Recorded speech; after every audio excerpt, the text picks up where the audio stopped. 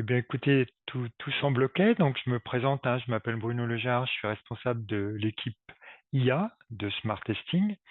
Donc, je vous dirai deux mots, hein, sur Smart Testing, mais d'abord parlons du beau sujet qui nous anime, hein. Vous savez, l'IA générative évolue, et parmi les évolutions vraiment pertinentes de ces derniers mois, il y a l'arrivée à maturité de ce qu'on appelle les modèles de vision, c'est-à-dire la capacité donc qu'on va voir en détail, hein, eh bien, d'interpréter des images en conjonction, en même temps que le texte de nos requêtes, de nos données, pour finalement apporter des éléments de contexte et obtenir des résultats très pertinents. Donc c'est évidemment une nouvelle capacité, hein, et cette capacité, ben, elle nous est bien utile dans nos activités de test, et c'est de ça qu'on va parler aujourd'hui. Alors vous savez, hein, l'IA générative fait maintenant partie du quotidien, et à la fois personnel si on l'utilise pour ce type d'activité, mais en particulier professionnel, et c'est vrai dans beaucoup de domaines, mais en particulier dans le nôtre, hein, dans le domaine du test, et ça nous amène à forger de nouvelles compétences.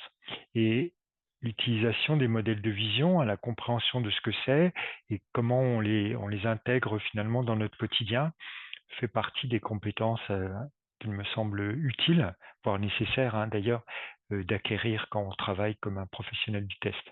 Donc voilà l'idée, hein, c'est vraiment de partager ces éléments de connaissance pour que vous aider à forger donc des compétences sur le sujet. Alors, bah, du coup, je vais avancer sur les slides, hein. Donc, Smart Testing, en deux mots, on est une société, un éditeur de logiciels qui a vraiment, depuis sa création en 2015, qui porte les sujets d'IA, d'intégration de l'IA dans les techniques de test, dans les outils de test, et avec deux produits. Un produit d'aide à la conception de test. La version 4 est sortie avec des capacités d'IA de refactoring, d'optimisation des cas de test, des suites de tests manuels. Et donc, vous pourrez avoir accès à l'information. Et puis Gravity, qui est une plateforme d'analyse donc de l'usage pour optimiser finalement la couverture de tests. Donc c'est voilà, donc deux produits, et finalement l'IA qui vient nourrir le support aux activités. Et puis depuis le printemps dernier, on a mis en place, pour justement partager finalement les savoir-faire qui étaient issus des travaux et des développements en IA qu'on réalise, une formation de partage de ces sujets, et d'accompagner la montée en compétence. Donc, la formation s'appelle Accélérer vos processus de test grâce à l'IA générative, mais on en parlera un petit peu à la fin. Voilà donc pour l'introduction de Smart Testing, hein, mais pour aller sur le site, et puis je pourrais répondre à vos questions tout à l'heure. Alors, le programme de ce webinaire, il est vraiment focalisé sur les modèles de vision. Donc d'abord pour bien maîtriser de quoi on parle, et puis le faire par la pratique, hein. Donc je vous montrerai deux cas pratiques dans notre domaine, hein, d'analyse de test, de conception de test, et j'évoquerai aussi la façon dont un agent testeur peut utiliser ça. Donc voilà, l'idée est bien d'être finalement dans une vision pratique et interactive, puisqu'on prendra le temps pour répondre et dialoguer ensemble à la fin, hein. Donc, de façon volontaire, j'ai restreint la présentation pour qu'elle soit pas trop longue, qu'on puisse dialoguer un petit peu à la fin. Ok.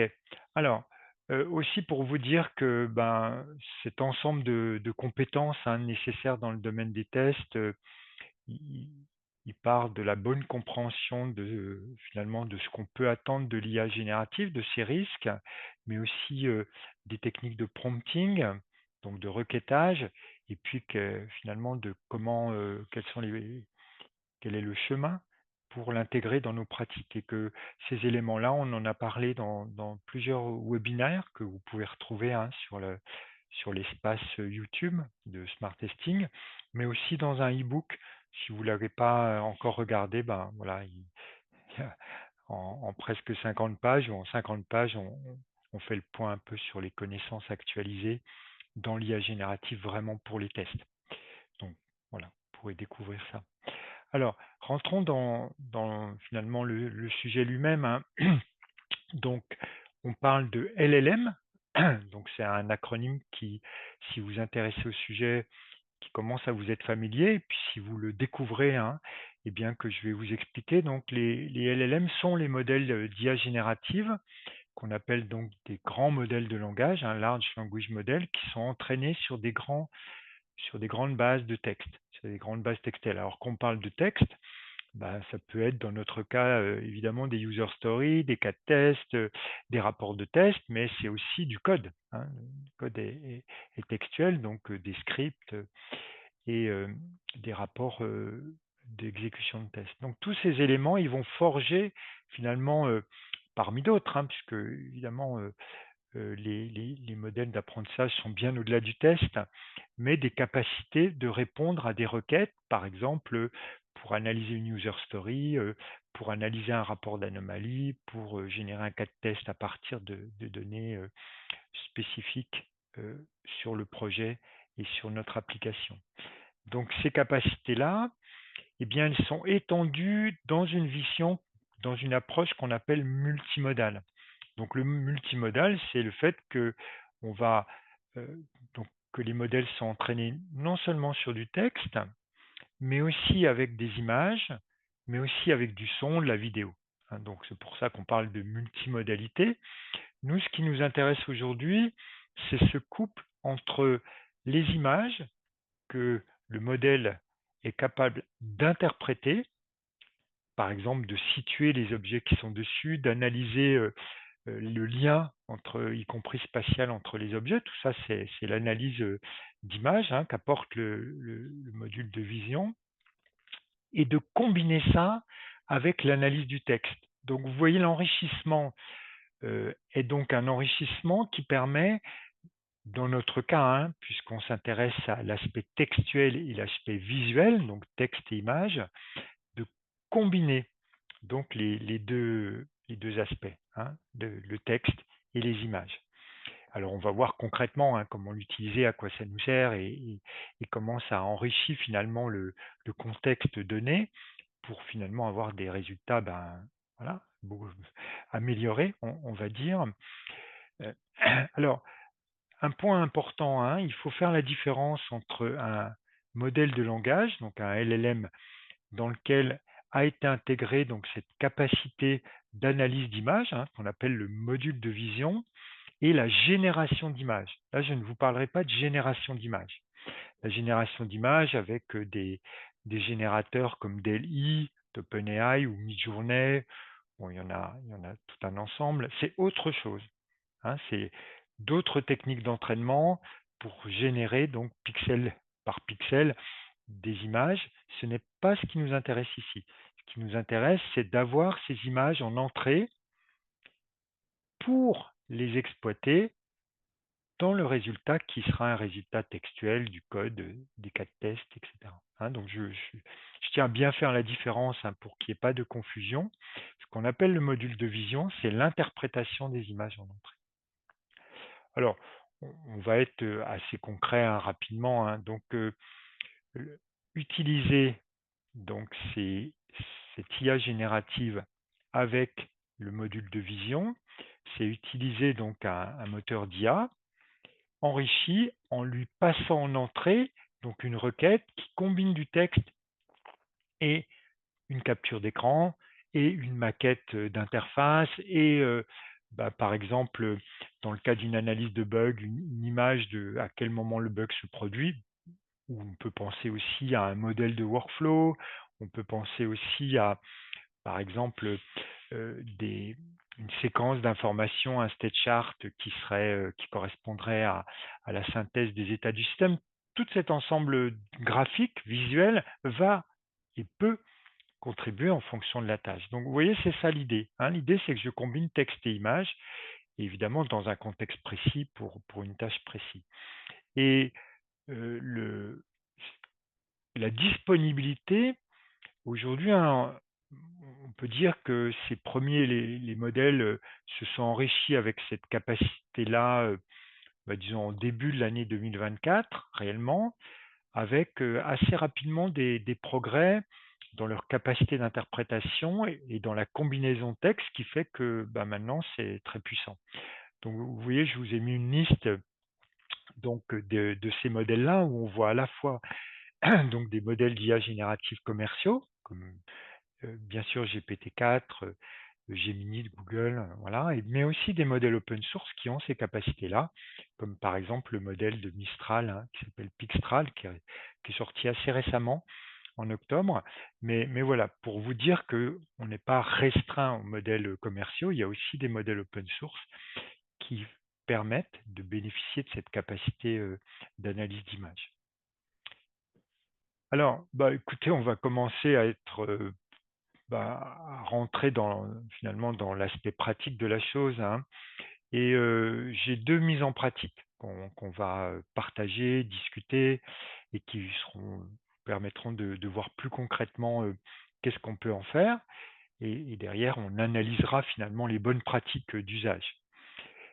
Cette première mise en pratique, je l'ai focalisée sur une activité assez courante dans les phases un peu amont d'analyse de test ou de contribution finalement des testeurs à l'activité donc de raffinement, d'expression du besoin, des raffinements des user stories ou des premières esquisses du logiciel, des maquettes.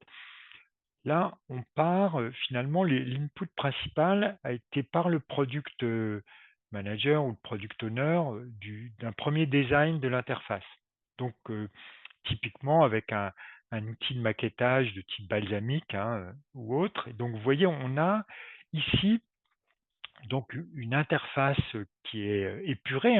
C'est bien sûr juste le wireframe, juste qu'est-ce qu'on veut représenter à l'écran. Ça sera ensuite implémenté, travaillé. Mais ce qui est important là, c'est qu'à partir de ça, on peut déjà travailler à l'analyse de test, en particulier sur les critères d'acceptation et les conditions de test.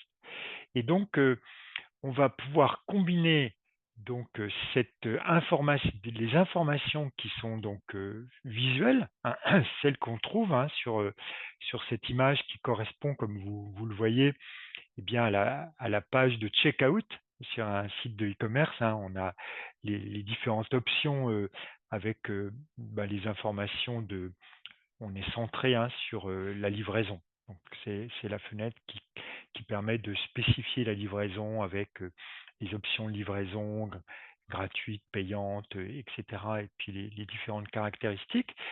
Et cet écran-là, il va être associé évidemment avec un prompt. Donc, vous savez, le prompt permet est la requête que je vais donc passer à mon moteur d'IA générative ici. Donc là, on a un prompt structuré. Alors, prompt structuré, je l'avais présenté dans un webinaire précédent. Ce prompt structuré, il a l'avantage de clarifier les différentes activités demandées, les tâches demandées au LLM. Donc, je ne vais pas le lire en détail, vous y aurez accès avec le replay de la vidéo.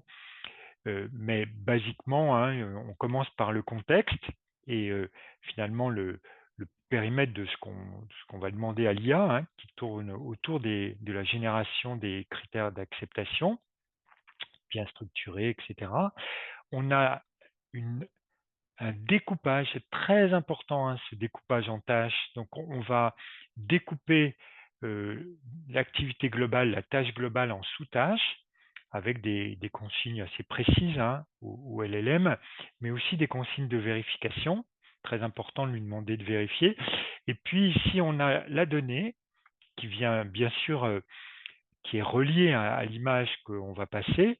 Donc en tant que client, etc., je veux pouvoir choisir entre différentes options de livraison afin de recevoir ma commande selon mes préférences de délai et de coût. Et puis, à côté de ça, quelques exemples de ce que j'attends du point de vue des thématiques, des critères d'acceptation. Donc vous voyez là, j'ai un prompt complet, mais ce prompt est vraiment renforcé par l'image écran qu'on a vue précédemment. Parce que c'est là que finalement apparaît précisément l'information métier. Alors, voyons voir comment on va utiliser ce prompt, ce que je vous propose, c'est de passer en live sur le portail LLM de Smart Testing. Alors, ce portail n'est pas un produit de l'entreprise, c'est en fait comment dire, un outil qui nous est utile, qu'on utilise en formation. Donc, les travaux pratiques, former, acquérir des compétences dans le domaine de l'IA générative pour le test, c'est vraiment pratiquer et apprendre à pratiquer de manière guidée. Et donc, ici, on a un environnement qui nous permet de faire ça, qui donne l'accès à 15 LLM différents, commerciaux, open source. Vous voyez, il y a Llama, Mistral, Anthropic, bon, etc. Et à partir de là, on va pouvoir travailler sur une tâche en sélectionnant un ou plusieurs LLM. Donc là, j'ai d'abord sélectionné un très bon modèle qui est Claude 3.5, et puis on va sélectionner à côté pardon, on va sélectionner les deux modèles, donc GPT-4o et Claude 3.5. Vous voyez, dans ma fenêtre, j'ai ces deux modèles. Et à partir de là, je vais commencer par aller finalement chercher la... excusez-moi, je vais aller chercher donc ma maquette, c'est-à-dire mon wireframe, mon objet graphique. Et je vais aller coller le prompt ici. Donc, je vais aller chercher mon prompt. Moi, je peux aller chercher directement ici, dans mes slides. Vous voyez, donc ce que je suis en train de faire, je travaille avec donc deux modèles de langage qui, les deux, possèdent un module de vision, puisque sinon, évidemment, ça ne marcherait pas. Il faut que les grands modèles possèdent ça. J'ai ajouté l'image, j'ajoute ma requête et j'envoie la requête. Et là, vous allez voir que on a bien sûr l'image qui apparaît, mais on a en parallèle donc la réponse des deux modèles qui va me permettre déjà de voir quel est le résultat, si ce résultat me paraît correct, répond à mes attentes, mais aussi de pouvoir comparer les résultats de deux modèles qui ont finalement des capacités éventuellement complémentaires.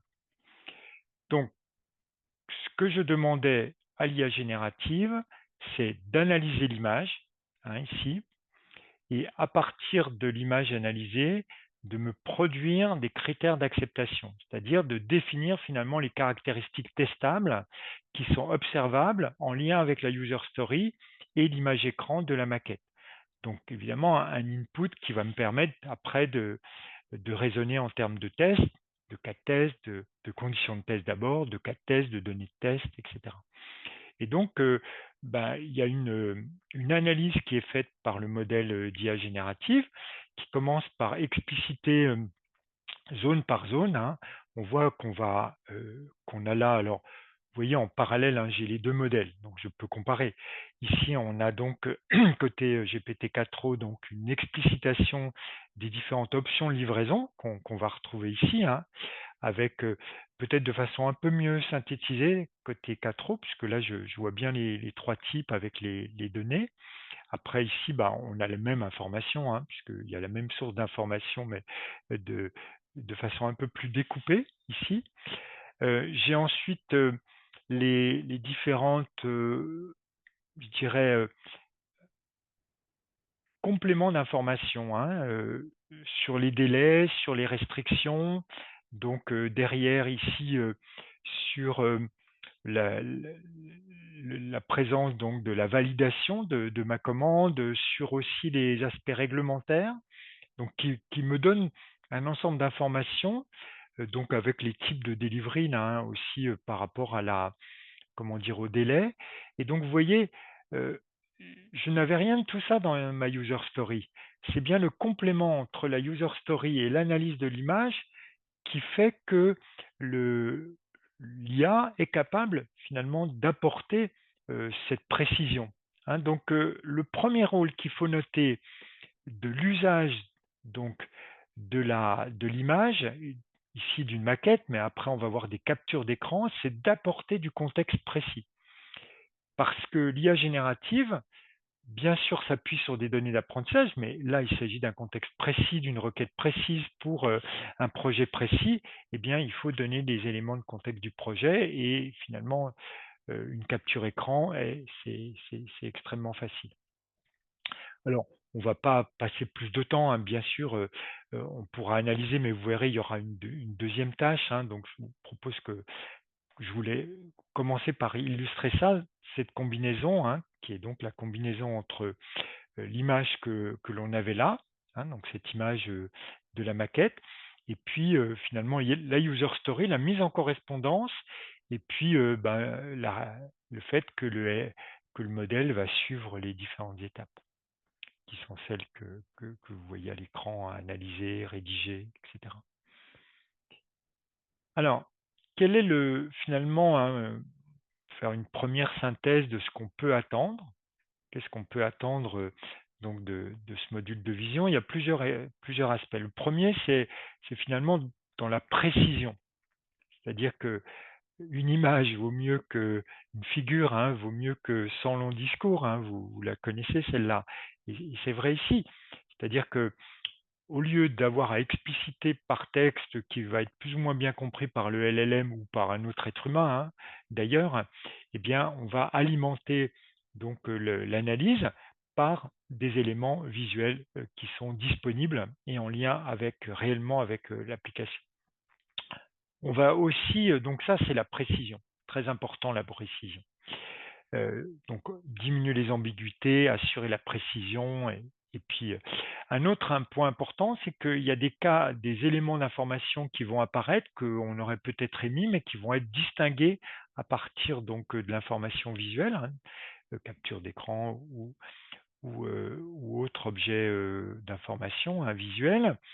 Et puis, on va simplifier la validation parce que vous savez que l'IA fait des erreurs, amène à produire, mais on a besoin finalement non pas de vérifier, mais de considérer ça comme un input qu'on doit s'approprier et pour à la fin, c'est notre travail. Et bien évidemment, on a une plus grande facilité de faire le lien entre les informations parce que on a une synthèse qui est celle liée à l'image que l'on a utilisée ou aux images. Donc vous voyez, on est dans le champ de la précision, de la mise en contexte, du détail, et avec une grande facilité d'extraction. C'est aussi ça cet élément. Hein. Donc le texte est parfois plus compliqué à rédiger ou à extraire ou à avoir et c'est aussi une question de disponibilité. Donc contextualiser l'IA avec une image apporte ces éléments-là que vous voyez à l'écran. Et alors, évidemment, ça va dépendre de la capacité hein, d'analyse des images qui peut être variable d'un modèle à l'autre, même si pour les tâches que nous, on a à faire, on constate quand même que maintenant le niveau est quand même bon à très bon. Hein. Moi, en tout cas, je le constate dans mon travail quotidien et vous voyez, dans ce que je fais avec l'intégration, c'est devenu un réflexe pour moi hein, d'utiliser donc les captures d'écran dans mes requêtages. Ici, vous avez un classement qui est actualisé en permanence, qui est basé sur finalement le vote populaire au sens où chacun de nous pouvons aller faire des tests avec cette plateforme où de façon anonyme, on va passer une image, demander des interprétations ou des résultats, et puis pouvoir distinguer la qualité des réponses. Et puis derrière, ça donne ce classement-là hier, hein, au moment où j'ai fait la capture d'écran, et demain, ça pourra, évidemment, ça évolue en permanence. Donc, vous voyez, on voit là des modèles open source, hein, donc je vous parlais de modèles open source, dont Pixtral qui est bien classé, hein, de Mistral, hein, qui est donc une entreprise française. Et puis on retrouve bien sûr les leaders du marché en haut, mais bon, voilà. C'est juste pour vous dire que le jeu est quand même ouvert et que on a les moyens de regarder, de suivre cette actualité assez facilement. Vous pourrez retrouver le lien hein, dans le replay. Ok. Alors, examinons quelques cas d'usage et voyons quel est l'apport de la vision. Et donc le premier, hein, si on prend quelques activités de test, n'est pas exhaustif, parce qu'on s'aperçoit qu'on creuse les activités, que finalement l'utilisation du visuel est assez versatile, hein. Il y a beaucoup de contextes où on peut trouver des éléments visuels, mais si on regarde l'analyse de test, eh bien, on voit que évidemment, l'interprétation des maquettes ou des éléments de spec qui seraient visuels est tout à fait pertinent. C'est ce qu'on a fait là avec la maquette de l'IHM.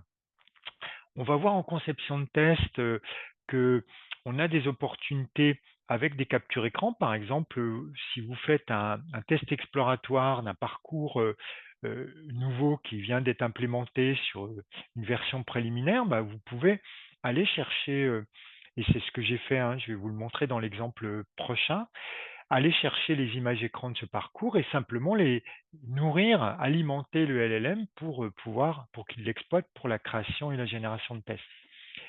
On peut bien sûr travailler avec, comment dire, sur la génération de données de test, parce que à partir aussi, par exemple, des parcours qui peuvent être faits sur la plateforme de test, je vais pouvoir repérer des données de test et directement, elles vont être directement exploitées à partir de l'analyse des images. Et puis, vous voyez, hein, bien sûr, évidemment, je vais pouvoir l'utiliser dans le check du résultat. Par exemple, pour que l'analyse s'appuie sur la différence entre ce qui est le résultat attendu et l'image écran du résultat obtenu, hein. C'est aussi un exemple visuel. Donc, vous voyez, bon, c'est 4 exemples, hein, mais qui montrent finalement, c'est assez fréquent qu'on puisse utiliser le visuel pour nourrir notre travail et nos requêtes. Alors, c'est le deuxième exemple, hein, j'ai une deuxième mise en pratique. Donc, j'ai fait j'ai tout simplement réservé un voyage SNCF, comme voilà, on est beaucoup à le faire de temps en temps, ou régulièrement, suivant les cas. Et pour ce voyage en train, eh bien, j'ai capturé les écrans, ou une partie des écrans, hein, mais basiquement l'enchaînement des écrans, je les ai mis dans un PowerPoint parce que voilà ce que j'avais sous la main. Et dans le mode diapo, vous voyez, je vois mes images numérotées. Alors pourquoi c'est intéressant qu'elles soient numérotées?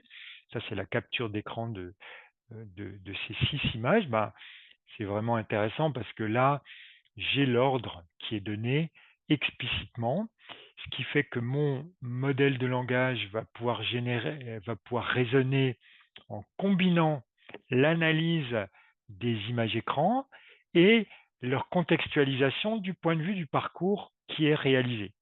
Hein, donc si on regarde maintenant le prompt, donc la requête, vous voyez, si joint les captures d'écran d'un parcours utilisateur pour la réservation de billets SNCF, chaque capture d'écran porte un numéro indiquant l'étape dans le parcours. Tu dois générer un scénario de test, donc je demande là un scénario de test suivant ce parcours. D'abord une phase d'analyse des captures d'écran pour identifier ce que fait cette capture et les différents champs qui sont mis en œuvre, hein, donc champs de données, etc. Puis la génération du scénario de bout en bout, génération de tests du parcours, avec des consignes sur les données de test, et puis une vérification. Hein, donc si je fais la même opération que tout à l'heure, hein, donc je vais ici capturer mon prompt, donc je retourne sur mon workbench, hein, sur ma plateforme, évidemment ce n'est pas le même cas, donc je vais recommencer, je vais prendre que le modèle 4O ici. Je vais aller chercher mon image. Donc, vous voyez, j'ai cette capture-là. J'ai une seule capture, hein, puisqu'elle rassemble mes 6 captures écran ici. Et je vais coller donc mon prompt. Donc, pour voir quel est finalement le résultat obtenu. Donc, vous vous rappelez, il y a 2 instructions, enfin 3 instructions. Il y a une instruction qui est l'instruction donc d'analyse, puis une instruction donc de génération ici, et enfin une instruction de vérification. Alors, sur l'instruction, sur l'analyse des captures, on voit que ce qui est vraiment un plus, c'est que la donnée concrète, qui est la donnée de test, hein, ici, elle est reprise. Ce qui veut dire que dans mon scénario, je vais pouvoir directement exploiter ces données-là et avoir des données aussi des paramètres avec des valeurs de ces paramètres de test, de ces données de test. Donc ici concrètement, c'est un voyage entre Lyon et Rennes, le 30 novembre, retour, etc. Donc je suis dans un vrai cas de test avec évidemment des données intéressantes.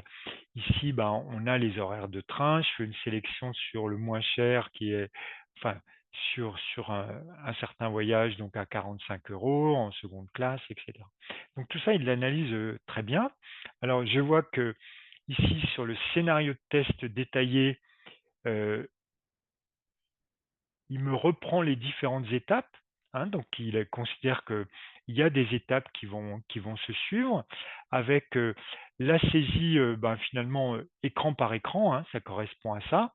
Donc la saisie Lyon-Rennes avec les choix qui sont faits sur les dates et à chaque fois le résultat attendu. Donc il est en train de me brosser, enfin de me rédiger donc un scénario complet avec derrière ben, les résultats attendus sur, par exemple, ici, on attend les résultats disponibles. Ici, ben, on a les options tarifaires, ensuite on a le choix des préférences de siège, enfin, l'ensemble finalement des étapes concrètes. Donc vous voyez, à partir de ces images écran, hein, je vais vous les remettre hein, sans qu'on ait besoin d'épiloguer tellement plus ici, mais je vais donc vous remettre ça en mode diaporama. Eh bien, cette information, ça m'a pris 2 minutes, si vous voulez, pour la capturer et même la représenter dans ce flow-là. Évidemment, cette information textuelle sur le workflow si précise, elle n'est pas disponible textuellement. J'ai des user stories, j'ai des que j'ai même pas donné ici, mais qui seraient très utiles, hein, avec des critères d'acceptation, etc. Et donc, on voit bien que combiner cette information visuelle avec l'information textuelle relative à bah, à la tâche, enfin, à la spécification à couvrir, à ce qu'on cherche à couvrir, c'est extrêmement puissant. Hein, donc, vous voyez, je veux vraiment faire passer ce message de cette complémentarité. Alors, bon, la tâche, elle est ce qu'elle est. Là, j'ai un prompt qui est sur un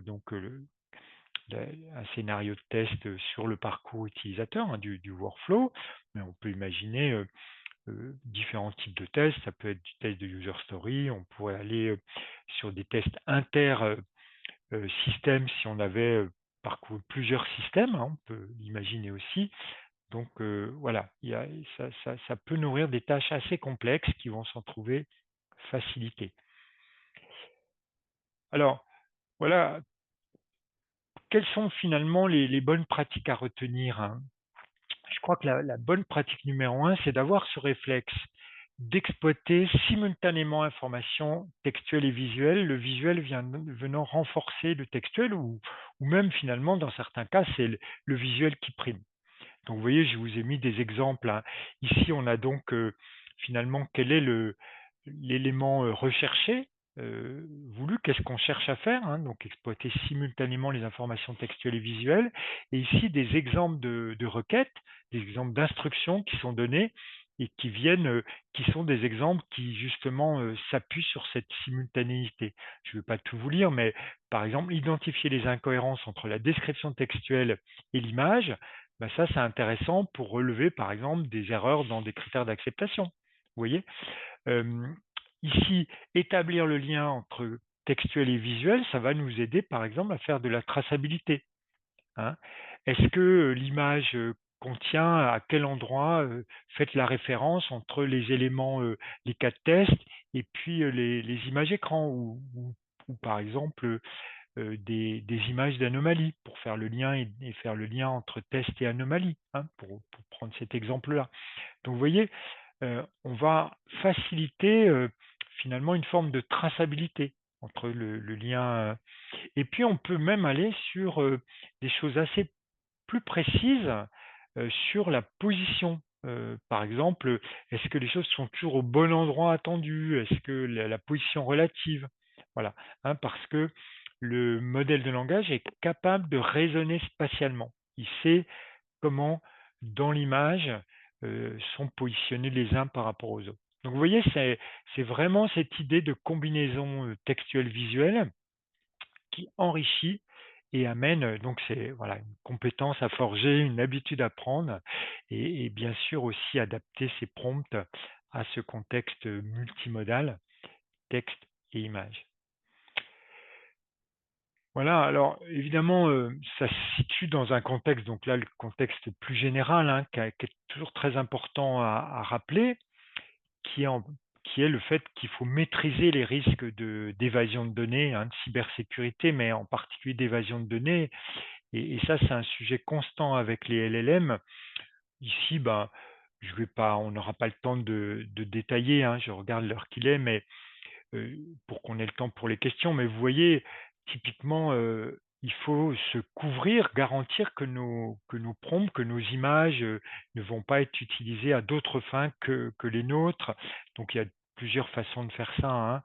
Euh, en- donc c'est pas celle-ci, la rose, hein, qui est justement le fait qu'on prend ce risque-là, mais par exemple, euh, avec les contrats entreprises, avec des capacités d'opérer de façon sécurisée, qui est des choses que l'on fait à un smart testing, hein, eh bien, on a une meilleure maîtrise. Donc voilà, juste un petit point d'attention sur ces questions liées au risque d'évasion de données lorsqu'on utilise, et ça vaut bien l'IA générative, ça vaut bien sûr pour les images.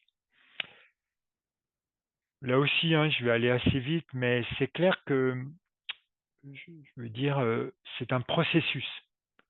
Avoir des résultats, avoir un impact dans son organisation avec l'IA générative, ça se prépare, ça s'organise, ça s'appuie sur une montée en compétences, hein. La question de la montée en compétences est très importante. Donc voilà, et ces questions-là que vous qui voilà, à traiter par vous et vos collègues. Juste un mot et je finirai là-dessus, hein. Donc cette formation qu'on a mis en place et qui marche beaucoup, hein, parce qu'elle correspond aux attentes, à la fois en inter-entreprise, donc c'est les dates que vous voyez. Alors, la date de décembre est complète, hein, aujourd'hui, mais voilà, pour celle de janvier, bah, si ça vous intéresse, vous pouvez dépêchez-vous, parce que effectivement, c'est des formations qu'on fait avec 8 personnes, quoi, en général, de façon à bien pouvoir accompagner. Donc, ce qui est le point important, c'est la pratique. On n'apprend pas l'IA générative par les concepts. On l'apprend en ayant une formation guidée en pratique. Et pour ça, il faut pouvoir accéder aux différents, disons, outils principaux du domaine. Voilà. Donc, je pourrais répondre à vos questions, hein. Et puis, vous avez le descriptif complet sur le site. Et bien voilà. Donc, vous avez vu, hein, on a cherché à se focaliser sur un aspect intéressant, nouveau, qui est donc les modules de vision et comment combiner textuel et visuel. J'espère que voilà, ça vous a plu. Ma collègue Élise donc, va reprendre la main pour gérer les questions-réponses, hein. J'espère que on aura une petite phase d'interaction. Alors, il y a une première question de Johan qui dit: «Dans votre diapositive sur les bonnes pratiques du prompting, j'ai l'impression que l'IA est utilisée pour détecter les anomalies. Ne pensez-vous pas, j'imagine, que l'œil est suffisamment performant pour cela? D'ailleurs, l'œil humain peut voir de légères différences et utiliser le regard critique qu'il a, contrairement à l'IA, pour savoir si l'anomalie est suffisamment importante pour être signalée.» Alors, c'est une très bonne question, hein, mais qui oppose un peu humain et IA. Je crois qu'il faut le prendre du point de vue de la collaboration. C'est-à-dire, et il y a des études, hein, qui sont remontées là-dessus, c'est que effectivement, l'œil humain a des capacités, et effectivement, l'IA voit peut-être voit les choses différemment, parce que les analyses et les process d'interprétation sont pas ceux du cerveau humain, sont ceux des capacités d'IA générative, et que c'est complémentaire.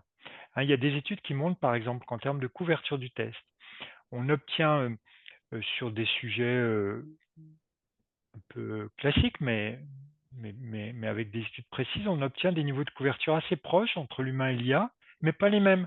Et qui fait que là où on stagnait à 70%, lorsqu'on rassemble les deux, on monte à 92% ou 94% de couverture. Donc vous voyez, il ne s'agit pas d'opposer, mais comment dire, d'assistance.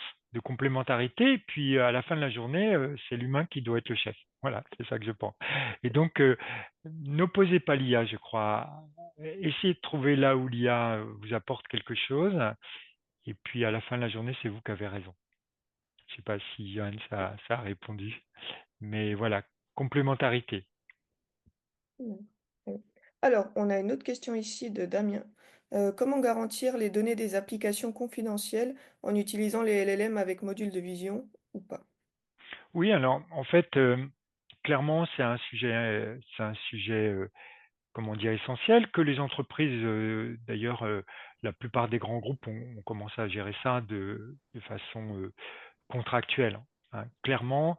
Donc, depuis 18 mois, les fournisseurs ont commencé à proposer des contrats entreprises qui prévoient plusieurs clauses.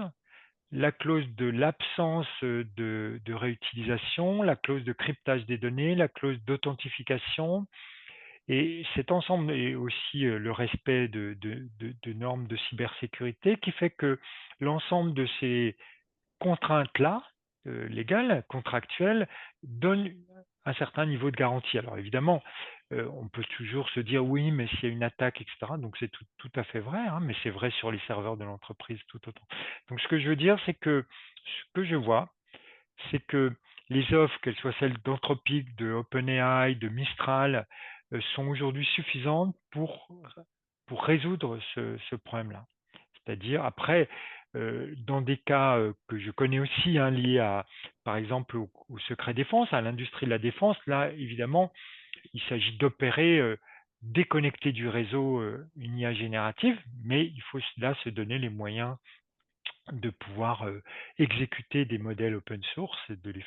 Donc c'est un sujet beaucoup plus contraignant. Mais je veux dire qu'il y a des réponses qui sont vraies pour tous les LLM avec vision ou sans vision. Et que c'est important. Voilà, d'y prêter attention. On a une autre question de Saber, qui demande: «Aujourd'hui, est-ce possible de faire une chaîne IA depuis la revue des USS et wireframe jusqu'au rapport des tests et rapports de bugs?» Bien sûr, mais pas sans intervention humaine, pas sans contrôle humain.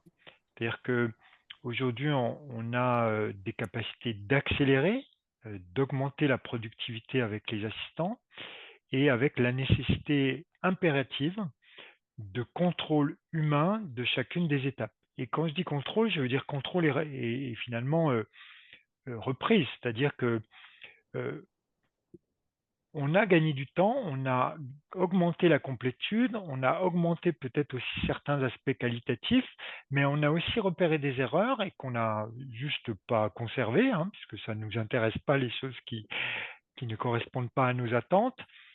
Et c'est comme ça qu'il faut voir les choses. Mais derrière, ça peut s'enchaîner. Donc la chaîne est valide, mais pas sans humain. Ça ne marcherait absolument pas sans humain. De l'IA sans l'humain dans la boucle, franchement, aujourd'hui, non. Mais par contre, oui, une couverture très forte, hein, potentielle de l'ensemble du process, finalement, du workflow de test. Oui. Alors, on a une question, qui est: «Comment faire en cas de données dynamiques? Est-ce que le modèle LLM est capable de gérer ça?» Alors, bah, en fait, un modèle, il se requête, il se re-requête. Donc, évidemment, oui, là, on a travaillé en mode avec un chatbot IA, qui est celui donc, de Smart Testing pour le training, euh, équivalent d'autres chatbots, hein. Mais lorsqu'on va avoir cette situation de données interactives, on va plutôt développer une application basée sur le LM qui va rafraîchir les données, relancer les requêtes, réadapter la vérification, donner des résultats à l'humain en ayant actualisé les données. Et des techniques, hein, telles que le RAG, Retrieval Augmented Generation, qui vont sélectionner les données appropriées en fonction de leur évolution, par exemple, changement de version, sont typiquement au service de ça. Donc la réponse, c'est oui, on peut absolument utiliser des LLM et de l'IA générative dans un contexte de données dynamiques, mais il faut programmer finalement cette mise à jour des données dans la requête. Voilà. Et c'est voilà, c'est des choses qui sont d'un point de vue technique tout à fait, comment dire, accessibles. Très bien. On a, un retour de Johan sur, ta réponse de tout à l'heure, qui dit: «Ben, bien répondu, merci. Comment le taux de couverture des anomalies est-il établi concrètement? De manière théorique, on peut énoncer le ratio associé à chaque taux de couverture, mais en pratique, comment sont établis les 70 et 92? Ben, alors, dans le cas que j'évoquais, c'était pas c'est un article hein, que, comment dire, je crois que cet article est dans l'e-book. Le, la synthèse de ce résultat est dans l'e-book auquel vous avez accès là, hein. Donc vous pourrez retrouver la source et lire l'article. La vérification des 72%, 92% de couverture était manuelle à partir d'une base de vérité qui avait été établie manuellement. Donc, lorsqu'on évalue une IA, on le fait dans le langage technique à partir d'un ground truth, c'est-à-dire d'une vérité élémentaire du métier qui a été sur une base sur des benchmarks, hein, qui a été réalisée manuellement. Donc, ce que je veux dire, c'est que on évalue la performance d'une IA à partir d'un référentiel qui est un référentiel qui fait consensus et qui est fait par des humains. Et là, on va analyser manuellement la couverture, comparer, mixer les deux et voir qu'effectivement, on était à 74% et qu'on est passé à 92% lorsqu'on combine les apports humains et IA. Donc, c'est fait manuellement, hein, cette vérification et estimation. Et il nous reste 2 questions, donc on va avoir le temps justement de répondre, aux 2 dernières. Alors là, c'est au sujet de l'usage du LLM que tu as fait tout à l'heure, Bruno, du portail. Oui. Donc, dans votre présentation, vous faites une démonstration avec un prompt fourni plus maquette. Dans le Oui. prompt, vous spécifiez le rôle de l'IA. Cela veut-il dire que vous ne fournissez pas de contexte prédéfini? Sinon, quelle est la différence entre utiliser le portail Smart Testing et aller directement, par exemple, sur ChatGPT? Alors, en fait, le portail Smart Testing, je réponds à la fin finalement, il sert à ça. Il sert en contexte pédagogique à aligner donc GPT-4o et Claude 3.5. Et ça m'intéresse de comprendre comment ils réagissent. Et si je fais une nouvelle conversation, je peux aligner ici, je vais aligner ces trois-là. Vous voyez, par exemple, c'est parmi les trois meilleurs du marché avec donc on ne voit pas tout mon écran ici parce que, mais vous voyez, j'ai les trois là, hein. Et ça c'est de l'activité pédagogique, c'est de l'activité d'apprentissage. C'est-à-dire que je vais le même prompt avec la même image écran, hein, on pourra aller chercher l'image écran, etc. Bon, je ne vais pas le faire tout de suite, mais on va comprendre quelle est aussi euh, dans quelle mesure le LLM répond correctement par rapport à un autre LLM. Et ça, c'est important parce que les LLM ont leurs propres caractéristiques. Donc, la différence entre ce portail pédagogique et le fait d'être sur ChatGPT avec son abonnement 4O, c'est qu'ici, je travaille avec potentiellement une quinzaine de LLM. Et c'est important pour mieux comprendre comment les LLM, par exemple, on s'aperçoit qu'il y a des erreurs de LLM parce que l'autre, les deux autres, répondent différemment, de façon convergente, alors qu'il y en a un qui s'est mis à halluciner. Vous voyez, donc voilà. Donc je dirais que c'est d'abord vocation pédagogique, s'ouvrir un peu l'esprit, sortir de l'unicité GPT-4o et comparer, analyser. Voilà, donc c'est ça l'intérêt du portail, c'est à vision d'apprentissage. Mmh. Est-ce que ça répondait? Je ne sais plus si j'ai fait le tour Bon, de la on va question. voir si la Ah oui, personne remet un petit oui. commentaire. On a donc une dernière question qui est: à date, comment pouvons-nous tester la fiabilité d'un LLM? Y a-t-il un moyen de test? Alors, hein, c'est des questions très importantes, hein, extrêmement importantes. En fait, il y a deux directions pour ça. Il y a une direction qui est humaine, c'est-à-dire d'avoir des bases de benchmark, des bases internes hein, qui, sur un certain nombre d'exemples, donnent le résultat attendu et on est dans notre domaine, hein, c'est du test finalement. Et ça, ben ça exige un travail important.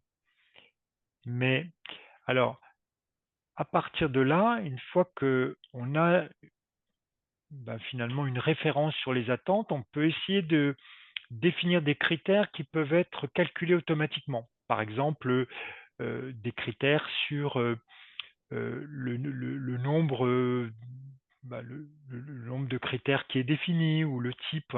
Donc, on peut calculer des choses automatiquement qui vont nous aider un peu à automatiser la vérification. Et puis, le troisième support, c'est d'utiliser un autre un LLM pour évaluer un LLM. Et vous voyez, par exemple, il y a un portail qui vient d'être mis en place euh, qui donc vise à évaluer la capacité de jugement d'un LLM par rapport à des résultats d'autres LLM. Mais vous voyez, j'ai mis l'humain d'abord. Donc, le problème d'une évaluation uniquement humaine, c'est que ça prend trop de temps. Donc, il faut trouver d'autres méthodes qui sont donc les métriques, si on arrive à en mettre en place, des métriques fonctionnelles, et puis effectivement l'usage de l'IA pour évaluer l'IA, qui évidemment induit d'autres problématiques. Mais je dirais que c'est ces trois-là que je mettrais en conjonction pour se donner la meilleure chance possible de ne pas propager d'erreurs avec l'IA. Très bien.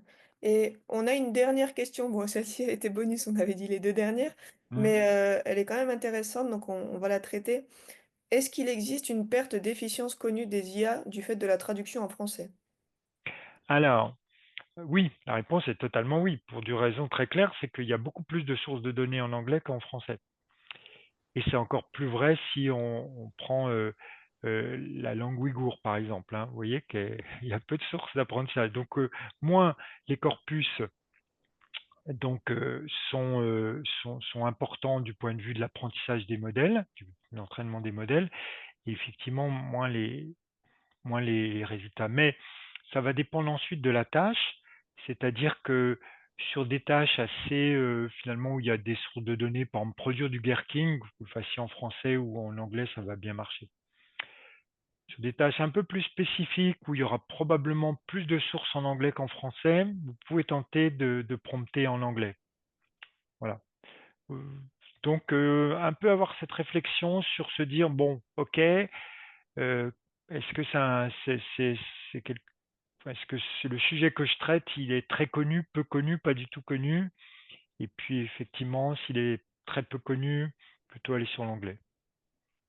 Écoutez, on était sur un focus, voilà, les modèles de vision. J'espère que ça vous a intéressé. Hein. Il serait vraiment, merci de répondre au questionnaire parce que c'est important. Comme vous le savez, le domaine évolue et on est dans une phase d'infusion, de pénétration de ces techniques-là, et ça pose plein de questions, y compris de compétences.